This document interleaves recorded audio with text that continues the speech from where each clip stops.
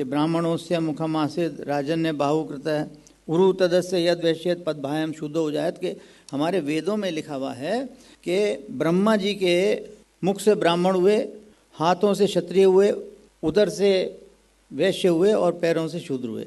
ब्राह्मण का जो उदाहरण दिया गया वो मुख से क्यों दिया गया, सर से क्यों दिया गया? क्योंकि उसमें गुण के साथ दिया गया कि जो हमारे चेहरे में या सर के अंदर गुण होते हैं वो जिनमें व्यक्ति में गुण हो तो वो ब्राह्मण होगा। और क्या गुण होते हैं? दिमाग होता है तो हम सोच सकते हैं, तो जिसमें सोचने की शक्ति हो, जिसको ज्ञान हो। दूसरा क्या होता है? आपने जिह्वा, आपने कभी जब कुछ आप भोजन करते हैं, बहुत ही स्वादिष्ट भोजन करते हैं, तो क्या उसकी जिह्वा ही आपको स्वाद देती है? तो क्या आप उसको जिह्वा के टच में के मुंह में रखे रहते हैं? नहीं रखे रहते हैं। आप गुलाब जामुन भी खाते हैं, आप रसमलाई भी खाते हैं, बहुत अच्छी चीज़ भी खाते हैं, लेकिन खाने के बाद उसको बहुत जल्दी आप उसका त्याग कर देते हैं और वो आपके उदर में चली जाती है, यानी कि आप उसको छोड़ देते हैं। तो ये भावना जिसमें हो त्याग की, तो जिस व्यक्ति में बुद्धि हो, जिस व्यक्ति में त्याग की भावना हो।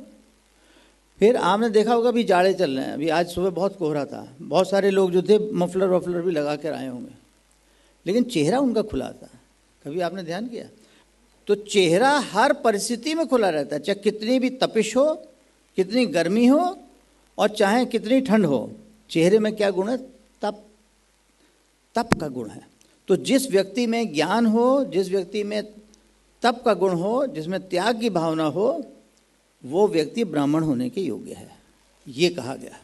और हाथ की जो उदाहरण दिया गया, राजन्य बाहुकृत, यानी कि जिसमें शक्ति हो। हमारे हाथों में शक्ति होती है। हम अगर अपने किसी की रक्षा करना चाहते हैं तो अपने हाथों से ही करते हैं। हम तलवार उठाते हैं, गदा उठाते हैं तो अपने हाथ से उठाते हैं। तो शक्ति जिसमें हो वो हमारा, जैसे शरीर में हमारा हाथ होता है, उसी प्रकार समाज में उसको हम क्षत्रिय बोलेंगे। और उदर का क्या काम होता है? आपने भोजन किया, भोजन करने के बाद उसको पचाना और पचाकर उसका वितरण कर देना पूरे शरीर के अंदर। तो जो उत्पादन करता है और वितरण करता है वो समाज का जो भाग है वो वैश्य कहलाता है। और जो मूलभूत ढांचा है पूरे समाज को, जैसे पूरे शरीर को लेकर चलने वाला है, जिसके ऊपर पूरा शरीर आधारित है, जो पैर हैं, ऐसा वर्ग जो पूरे समाज को अपने ऊपर धारण करता है, वो पदभायाम शूद्र हो जाए, तो उसको हम शूद्र कहते हैं। तो अब आप ये बताइए कि इस अगर हम श्लोक की बात करें